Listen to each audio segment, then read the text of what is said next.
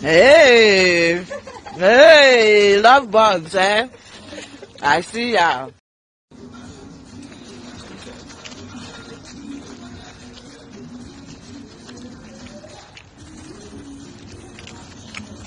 Hey, hey, love bugs, eh? I see ya.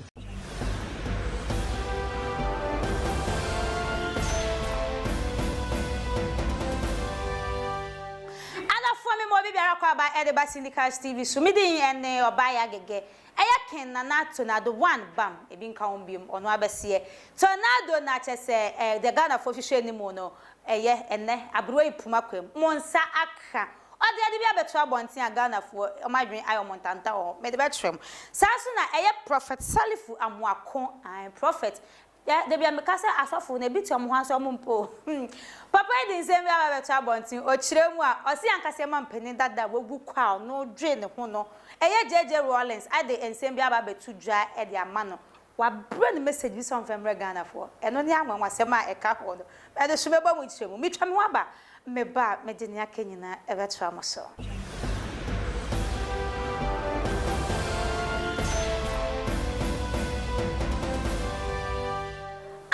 Me choir my sign so abebio na chese me dem all start no eye nana tornado ken nana tornado one ana ode ensem bi ababeto abonten na Ghana for a surprise o mankasa agi boom abroso agi omonsem hey enene dien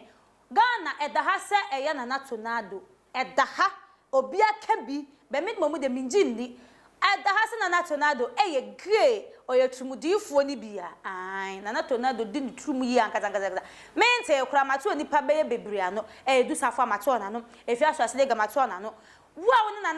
nana tornado benya asem bia no omode ye no se nana tornado eye gay owe no ho ne ho na ye ne he trum odi ni trum ankasa tornado na tese ho ahometie nti tornado de ne girlfriend oba che so twinu owono edna beto abonten a che se Ghana for bia ye obi adwen tantantanta am I confused am I adwuma ye nya because ye hye da nyini eya den ana gedi anka gedi anka woni girlfriend nsemo ye den ye girlfriend e ba ne nse bia ye girlfriend ageja ne partner be ye obema oba besia buoni ba papa bia ni baby so Ghana hanko okodi asa maame no o body paaye ti tornado ye no kre say ne girlfriend on no ho de na tornado da na mpa ho ankazangazangazang tornado Ghana for some months ase so buwa tornado wo buwala ya say ya kan ni ti mo se da do ba beto bonti ante say oni no di odo kisi ne fefe na no we de wo buwa da tornado is na Ghana for say yenkencho o ya do twi motan wo de nchi o wenchi botoma edi gare botoma etimi tafre wa beche kura na Ghana for say yenkencho so uye gie untimi fa ya dwi medi agro ge de uye biankasa Ghana for ne bi kura so de kan ho say oba na one ne ye sa de no ba no koye lesbian oba na one ne gina ho mo fefe fam ho no oba na ye lesbian eti no tornado na ye plantain no maye na chese omo pese omo de be ye show bi ye wo social media na Ghana for say the ada ne ye tua yi dua we hye ya no say na tornado ege no ebe yi ya drink e dey freeze because say the be ye be freeze tornado de obua wo ye da ya wo ye gay oba no kwa say the wo show ne mu ne say the mo ye kora no oba no kora no ho kora mate no because wo ye be ma ompe ono ankasa no ono de awo no pe say na Ghana for eka when na Ghana for me say mahu obi a oye gay a otime fa oba e de oba ka no ho fefe na ho anu so ne mu da omo no nya kowura say ekuo ni ma wo ne oba ni asemo wo hu oba ka na oba ho ye otan oba ho ye wunyan oba ho ye enya wakono ba kompo sa so na oba na mo so no so ye lesbian no kan pa so ye lesbian na anka aunt me meant tornado so ne mo fefe na no sa because eba sa so oba so hu be ma na odwane kro oba ema ne suro me ma ema ne mpe me ma ho kra hyehyehye etimo ka se oba ne lesbian na ma ye plantain no mo ye sa de na Ghana for bi se munyai tornado no ema su ena woni mu because me tornado interview bi emri bi atwam omo busa na so no onye gay onye gay no no osakura no owa fiti 2 years ana ne maame ne papa mu hu se man ne bi ewoni mu eto no nya 5 years 6 years e ko ni 10 years no no ye bi bia te so oba it will ko ni area kra na aso mo friend oba be ma it that time no 2 years 3 years no ye gay obusa Ghana for say no ye gay ana ono onye gay emesu na wonimu ana no say normal say dey hu timi hu oba bi mi teacher bi o kire mado ye oba madam no uhu na obekwa akọ chese obeka se be ma ni body chese se do ye ne niema se do hye ne ntaawe ono anhye ma ntaawe o enye bibia enye so oye lesbian no debi oye oba chese enso no oye ne bibia te se be ma ya wo se nkrofo na ha na ma nso mefu abodwese ne ma ne biefu abodwese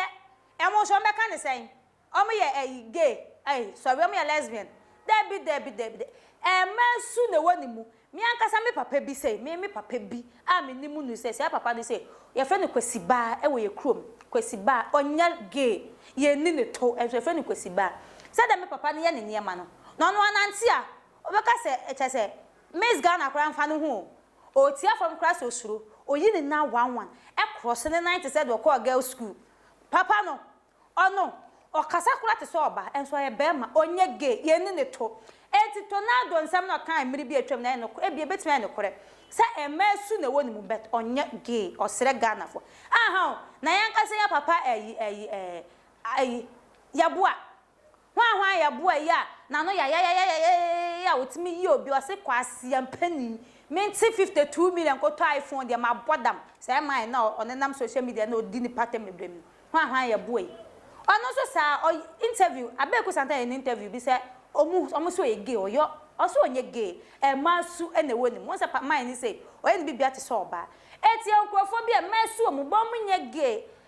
eti tornado munya no oso wa girl ade na yira beta bonti ogbolo tachu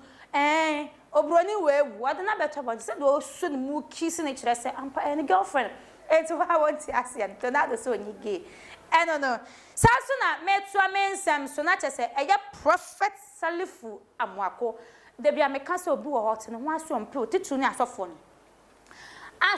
ni bi ti om ho aso wa Ghana ha omompe o pese oti ho a osole ya osi eye yamampeni late president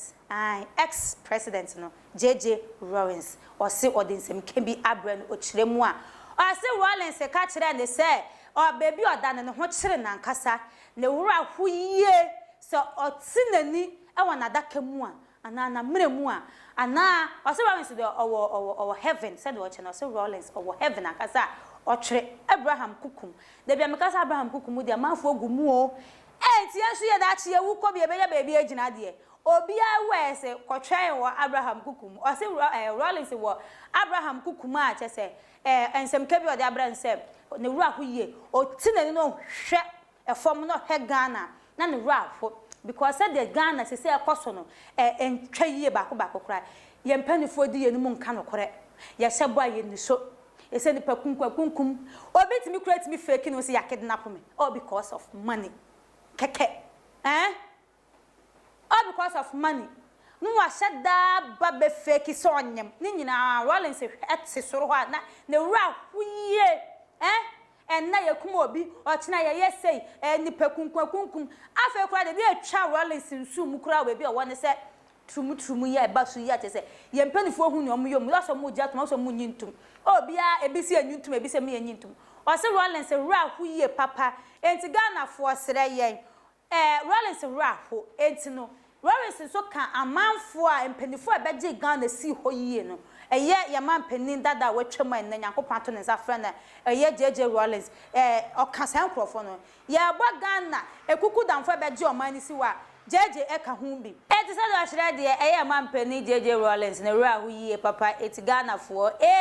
munye steady na papa no oji buma ahia ne sama be ba Ghana ha bi se asofi bi di tro wate Rawlings nka wo papa Rawlings wada kura papa di se mo beto wo pe ana Ghana for obi asema ochono kura ye mesere te so de kwatagi papa no se o se papa prophet so o ti minins hamanfo kasa wo heaven dia ene mesere wada eye me uncle ya friend uncle yawo mesere na ye busu ye wagudie ye wagudie bi pa god pa che se e wo fie ho na ni nyina we papa ya uncle yi ho na uncle no wawuo eti papa prophet Salifu yesida wada wonne me uncle nkasa no nkyire ye baby a ye de gold yi odi sie ye se de be ye ja ye ho kyire mafo ye ho kyire yen Ghana edo so ti me nyansa manfo a we heaven kasa de a ene na you prophet ye obi na atwama no se ne uncle wu no na egudie bi wono ho na eti busa ne uncle na friend uncle ya to de ko Abraham kukumu kwa ase mehwe uncle ya onkrofo ase gold no be kire wom obi so ase mo de be kan ze na da bi o na do de comment ne kwa friend uncle ya wo uncle ne friend ya na e ba so ni Abraham kukum no wo sasa bro sam so kukum abehede ho Ghana for mo ye concert mesi asofu ni bitom ho ase omo mpe wa wutu baby se bi mu cassette amaya na ya mopa na wuti ho onwe ho se Rawlings se ne ra ho yie odi awehu osu se Ghana se de ekonompe akwa ya zan wate mwazon ya kan se wi ase ni bekwa wi ye difo atrofo beba be de menka so otrofo o Ghana fo na eka omo se eya mama baby nyo kakra wat baby aduro no enya nkomse biem ana enya abato wo election ho de do be wini do be die eno ya tra ho Ghana fo ye nya ho entie sensensem no ana Rawlings no wawu akoda mama na sum enyo no ankasa enya Ghana prophet mfo nkwan ne timinem ayansamanfo kasa etimi kire se sama we wura ho enso corona duro de beton ne obi antimi hu nkan chai corona e baba so obi antimi ehu ankan kire enso election de aka ye nimusofo bi betimi ababonta be kasa MPP be wini NDC be wini enso corona obi antimi antu hu anamo enti hu kitwa bi kura kire ye nkwa ne ada ye ho so kamu ka corona kire ye nya ka Ghana ke boy ho ban anka ye boy ho ba because corona no abrofo no mo abro kire no ene de baaye abrofo na de bae ana yankasa Ghana fo ni bia wa brochire no mso mo ka hu bi na mo de bae enti kasofo ni bi tie ho kire ya anka ya impenifo ne brok tese borders nyomu tutum ekura na anka corona kwa bi mewura Ghana enso menti mi anka nkire yen eno nte nkwada etimi awure mu nso a na duro nso menti mi ampe enso ope asofo to miracle items wo Ghana ha ewo country ya Ghana items ayede sayare Ghana prophets enso ni nyina mu ntimi nsa corona atoje mu ala nkasa adafo mekeka mensam ekwawie na chese na tonado Ghana for say enjoy say uye den opa me hu so butu oba asokora na yes omo so uye gay